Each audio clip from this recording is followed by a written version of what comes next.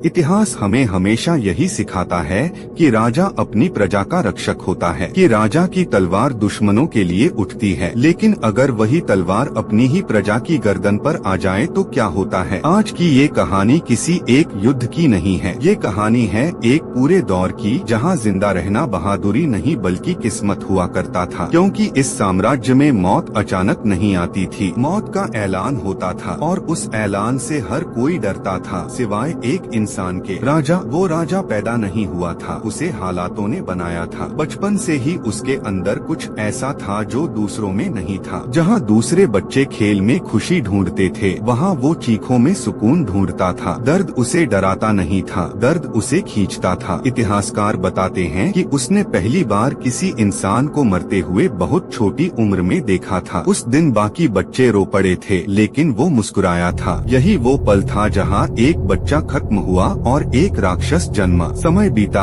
साल गुजरे, वही बच्चा धीरे धीरे राजमहल के करीब आता गया। सत्ता उसके लिए जिम्मेदारी नहीं थी, सत्ता उसके लिए आजादी थी। आजादी जो वो चाहे करने की, बिना किसी सजा के। जब उसके पिता की मौत हुई तो पूरे महल में शोक का माहौल था, लेकिन उसकी आंखों में आंसू नहीं थे। वहाँ सिर्फ एक चमक थी, क्योंकि अब उसे रोकने वाला कोई नहीं बचा था। राजगद्दी पर बैठते ही लोगों को उम्मीद थी कि शायद हालात सुधरेंगे, कि शायद नया राजा कुछ अलग होगा। लेकिन उन्होंने ये नहीं देखा कि सिंहासन पर राजा नहीं बैठा है, वहाँ डर बैठा है। उसका पहला आदेश बहुत छोटा था, लेकिन उसका मतलब बहुत बड़ा था। जो मुझसे सवाल करेगा वो मरेगा। दरबार सन्न रह गया। लोगों को लगा ये सिर्फ धमकी है, लेकिन अगले ही दिन पहला सिर कटा, फिर दूसरा, फिर तीसरा, और तब सबको समझ आ गया कि ये चेतावनी नहीं है, ये शुरुआत है। सबसे पहले वो लोग मरे जो राजा के सबसे करीब थे, मंत्री, सेनापति और फिर उसका अपना खून। इतिहास बताता है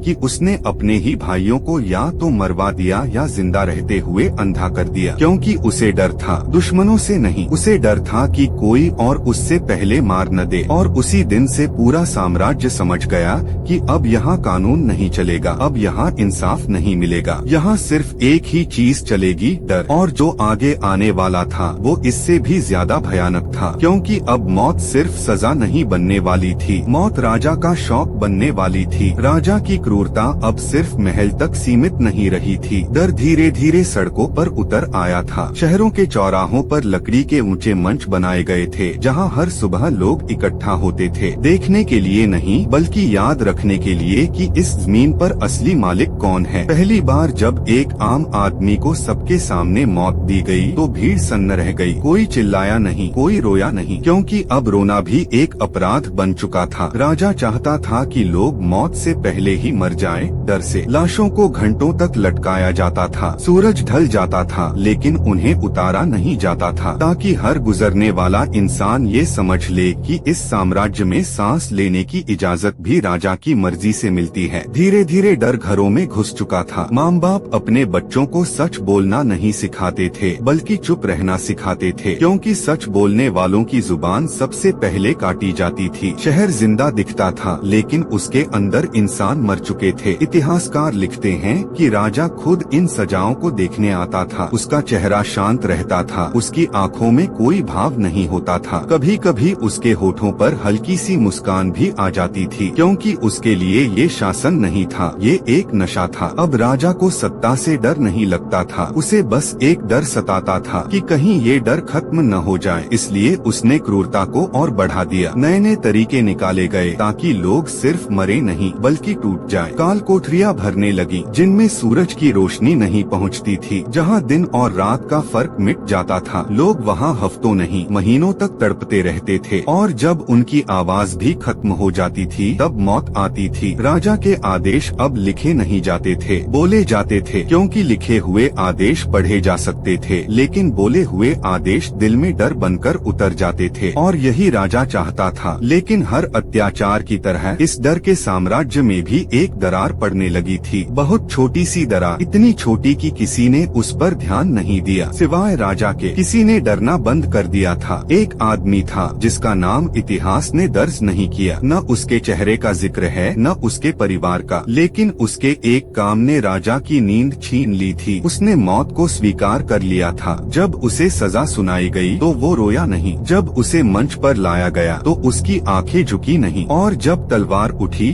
तो उसके चेहरे पर डर नहीं था। भीड़ में पहली बार फुसफुसाहट हुई। लोगों ने पहली बार देखा कि डर को हराया भी जा सकता है, और यही वो पल था जहां राजा के बनाए हुए डर की दीवार में पहली दरार पड़ी। राजा ने वो सब देखा और उस रात वो सो नहीं पाया, क्योंकि पहली बार उसे एहसास हुआ कि इंसान को मारा जा सकता है लेकिन हर बार डराया नहीं जा सकता। और यहीं से कहानी ने एक खतरनाक मोड़ ले लिया, क्योंकि अब राजा सिर्फ लोगों को नहीं मारने वाला था, अब वो डर को बचाने के लिए लोगों को मारने वाला था। उस एक आदमी की निडर मौत के बाद राजा ने जो किया उसने पूरे साम्राज्य को अंदर तक हिला दिया। अब सजाएं सिर्फ डराने के लिए नहीं थीं, अब वो एक संदेश थी। लेकिन अगर डर को ही शासन बना दिया जाए तो अंत हमेशा एक जैसा होता है, खामोश,